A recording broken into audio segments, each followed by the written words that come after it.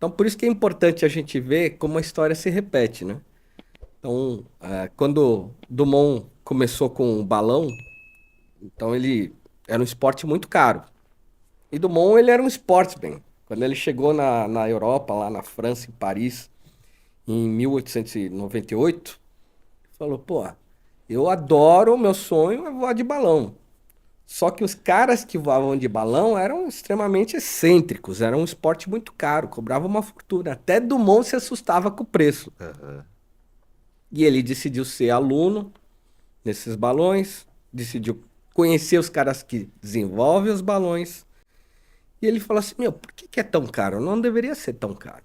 E ele criou o primeiro balão pequenininho, petit, como falava em francês, né? Que carregava uma pessoa. E ele fez para ele. Mandou fazer encomendou um balão para ele, que foi o primeiro invento dele, que ele chamou de Brasil, uma homenagem, né? Não sabia ele o que mais ele ia Viria. potencializar isso, mas era um balão que podia carregar numa mala de viagem. E naquela época, os balões que tinham, você precisava de uma estrutura enorme de logística, de pessoas, de sistemas de gás, e tudo isso envolvia, enfim, 15, 20 pessoas. O balão ele sobe, não sabia onde ele ia cair, então tinha que ter pessoas para irem fazer resgate e tudo mais. Ah, Então tudo isso exigia um custo caro, por isso que era um esporte de pessoas muito ricas. ricas e abastadas. Legal. E a ideia dele falou assim, ó, se eu fizer um balão que cabe numa mala de viagem, eu mesmo faço a estrutura do balão, fazer voar, Tá. eu mesmo enriqueço ele com gás, voo, e onde eu descer, eu mesmo enrolo ele e me viro. Pego, vou lá na estação de trem e volto para a cidade. Entendeu? Então ele começou a pensar em como transformar, assim como Elon Musk, como transformar o balão, que era o único esporte aéreo que tinha na época, Tá. em uma coisa acessível. E quando ele transformou o balão em algo acessível, aí ele foi para a segunda etapa, que era tornar o balão seguro. Porque não adianta nada o balão ser acessível e ser muito difícil de pilotar. Tá. Ou praticamente a pilotagem é quase nula. Você tem gás para subir, né? Tem os sacos de areia também para diminuir o peso, eleva aquilo ali e você vai diminuindo o bombeio da chama para ele pousar. Só que você está exposto ao vento, vai cair em qualquer canto. Tá. Pode cair no telhado de uma casa, né? Sim. Numa chaminé, pode destruir, né? Uma residência, tudo isso trazem danos. Por isso não era um esporte tão comum, o de balão. E ele falou assim: olha, não tem jeito, eu vou precisar criar algum dispositivo para fazer, dar uma dirigibilidade ao balão. Certo. E a primeira coisa que ele pensou é: vamos transformar o balão num formato mais agulhado, né, mais pontudo, para que ele possa furar o ar. Vamos adaptar um motor como um motor de barco, com uma hélice e um leme para dar direção, direita Direcionamento. e esquerda. Legal. E vamos pôr corrediças, já que o balão agora já não é mais redondo, ele é extenso, corrediças com peso. Então, quando o peso, eu arrumo a corrediça, jogo o peso lá para frente, o balão fica empinado para baixo, ele Tá. desce. Se eu puxo a corrediça, aqueles pesos, aquele jogo de peso vai lá para a parte de trás, então ele empina e sobe. Então ele deu os, os três eixos, né, de Tá. voo para o balão. Pronto, resolveu a dirigibilidade. E aquilo se tornou uma coisa única no mundo, né? Fala assim, nossa, Santos Dumont, o cara que... Foguete que deu ré. Deu ré. Ele foi o cara que deu a dirigibilidade ao balão. Sim. E aí, a partir daí, pro avião, foi um pulo, né?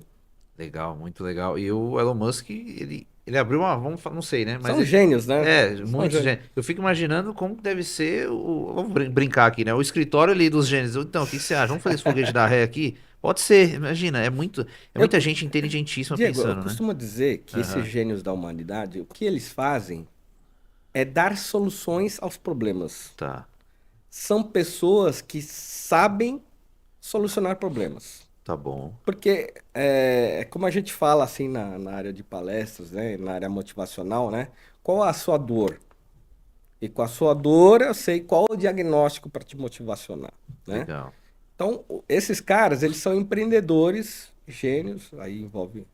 a parte de dinheiro, eles têm recursos e eles solucionam dores.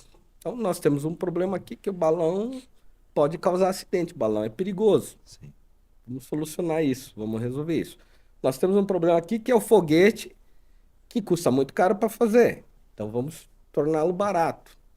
E assim você vai abrindo acessos, e quando você abre acessos às pessoas, você democratiza os processos, você cria inovações de materiais, você diminui custos de combustível, tudo, você começa a criar demanda, densidade para aquela coisa acontecer com mais regularidade, Sim.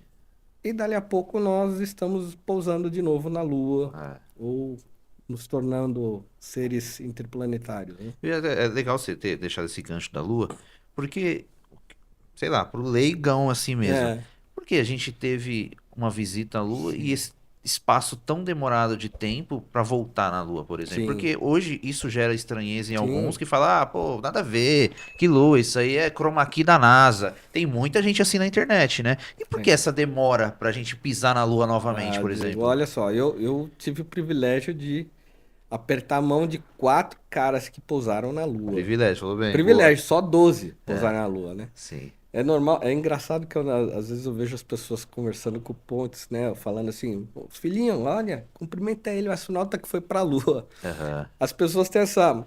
é, ideoli- enxergam sempre que o astronauta é o cara que pousou na Lua. Não. sim, Foram pouquíssimos caras que pousaram na Lua. sim. Só 12 caras pisaram na Lua, né?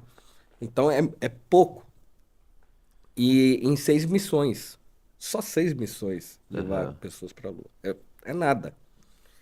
Aí você fala assim, ah, por que que não voltaram? Bom, primeiro, quando existia um motivo, que era uma guerra ideológica entre duas superpotências para provar quem venceria a corrida espacial, Tá, fizeram poucas viagens com pessoas para o espaço. sim. E se gastavam fortunas que hoje os governos não teriam condições de fazer. Pra você ter uma ideia, a estação espacial que está lá orbitando a Terra, nós Aham. temos uma estação espacial já de um tamanho de um campo de futebol. Tem mais de 15 países ali bancando aquilo lá para estar lá em cima. É, não sabia. Então, são muitos países, são muitas bandeiras, né? Então, tem todo o continente europeu, Canadá, os principais países do Ocidente, né? Estados Unidos, Canadá, Japão, para manter aquilo ali. Só os Estados Unidos sozinho não dá. Aliás, tem Rússia também, né? Então, a Rússia foi a primeira a levar um módulo, ela que tinha tecnologia. Os americanos tentaram montar uma estação espacial com a Tá. Skylab, não deu certo. Ela não conseguiu se manter em órbita, caiu. O russo já tinha essa expertise, colocou o Zaira, que foi o primeiro módulo da estação, e os outros foram se acoplando. Até hoje a estação espacial está no controle dos russos. Tá. Muita gente não sabe, né? O russo, se ele quiser derrubar a estação, ele aperta um botão assim, ó, Botãozinho acabou a lá, brincadeira.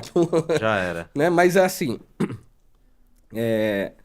hoje, você vê, só quem tem essa tecnologia são esses países e a China, que agora tem sua própria estação espacial. Aham. Voltando à tua pergunta, por que que a gente não volta? Porque justamente é muito caro e precisa ter um bom motivo, né? Tá.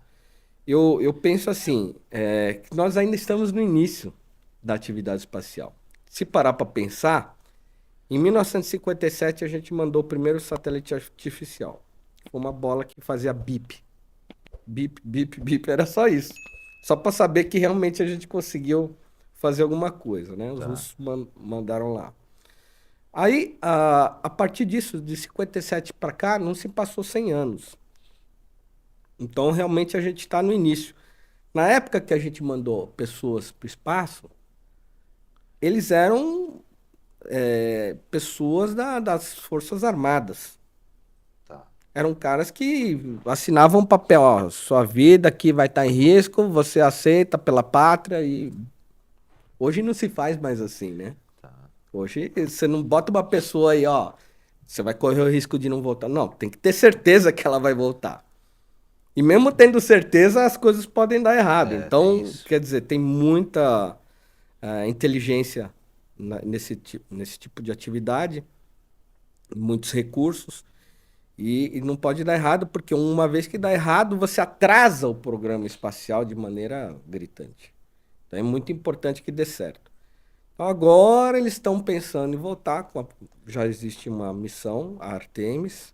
Primeiro vai ser uma missão para fazer o mesmo que a Apollo 8 fez na década de 60, que é voos orbitais na Lua, porque a gente está reaprendendo o que aqueles caras fizeram. Tá.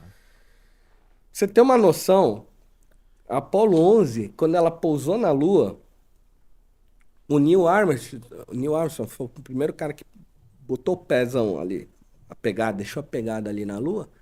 Ele tinha 10 segundos de combustível. Se ele demorasse 10 segundos para pousar, ele ia estar orbitando até hoje na Lua, entendeu? Tá, entendi. Então era coisa assim que os caras correram riscos. Ou vai ou Era racha. caras que tinham culhões, né? A tecnologia era primitiva. Então, não vou dizer que deu sorte. Tinham 400 mil pessoas na NASA trabalhando para acontecer. Mas a tecnologia era limitada. Eram calhambeques. A Apollo 13 não conseguiu ir, né? Quebrou um sistema de oxigênio. Uma Tá. coisa que não pode quebrar nunca. Como Nunca. assim, né? Então você veja o risco que esses caras se sujeitavam naquela época. Então hoje, como as coisas são bem mais sérias, por isso que nós não voltamos, mas já estamos em atividade para retornar.